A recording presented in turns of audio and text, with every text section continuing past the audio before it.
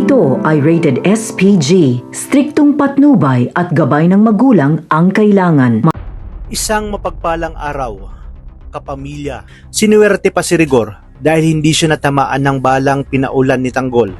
Kaya agad nga itong nakatakbo papasok ng presinto. Dito sinabi ni Tanggol na hindi pa dito nagtatapos ang kanyang paghihiganti kay Rigor. Aniya, hindi sapat ang kamatayan kay Rigor. Kaya gagawin niya lahat nang sa huli ay magmakaawa na lang ito at lumuhod sa kanyang harapan at sabihin na patayin na lamang siya nito.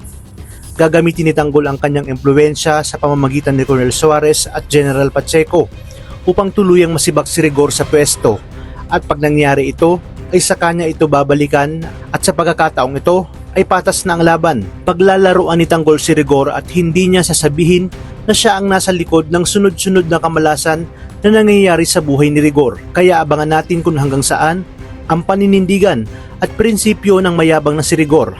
Sa kabilang banda, magiging malakas na alas sa grupo nila Tanggol si General Pacheco.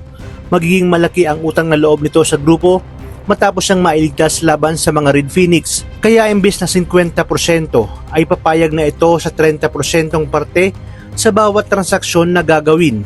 Lahat din ng hiling ni Tanggol ay papaboran na nila. Kaya magiging mahirap para kina Lucio at sa grupo nito na banggain sina Tanggol dahil batid nilang protektado na ito ni Pacheco.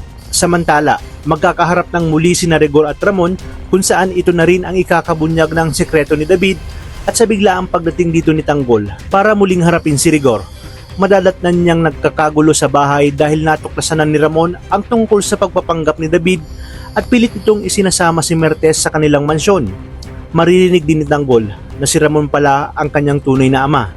Muling babalik sa kanya ang alaala ng mga atraso din sa kanya ni Ramon na siyang napangasawa ni Mokang. Ngunit nito lang nang nalaman niyang si Olga pala ang pumatay kay Mokang. Kaya naman dito mas lalo siyang magngingit-ngit sa galit dahil pakiramdam niya pinagkaisahan siya ng mga taong nakapalibot sa kanya.